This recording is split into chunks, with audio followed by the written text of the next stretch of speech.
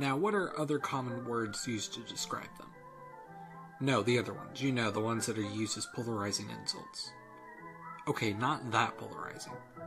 Ah, yes, much better.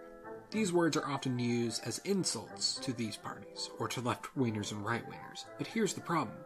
They're used wrongly. We're all guilty of it too. I'll still do the same time to time and wrongly use these words because it's simply in the common vernacular of the majority of people. But liberal does not always mean left-wing, and conservative does not always equal right-wing.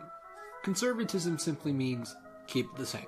It doesn't always equal so-called Republican values. Yes, some Republican values are legitimately conservative. If, for example, you want the status quo on a certain law to stay that way, congratulations! You have a conservative position on that issue. If you want to bring America back to the times of the 1950s, then that's not conservatism because you want to make changes. For example, there are left-wing conservatives. If you, for example, hypothetically live in the most left-wing society in existence, and you don't want change, congrats, you're a left-wing conservative. Liberalism is not the opposite of conservatism like many think. Liberalism means being in favor of liberties.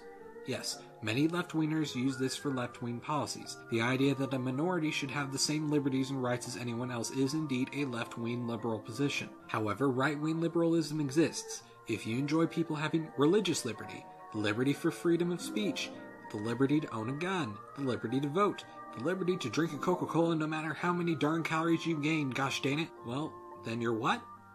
Well, despite how Republican that sounds, that's also liberal. Liberals exist in both parties. It's the liberties that the parties focus on which distinguish them. In fact, neoliberalism is an official term that ironically is used to describe people like Thatcher and Ronald Reagan. In fact, many people who enjoy liberalism are called libertarians. They love to focus on individual liberties, yet somehow these words have been slandered by both sides to mean something that they're not always being.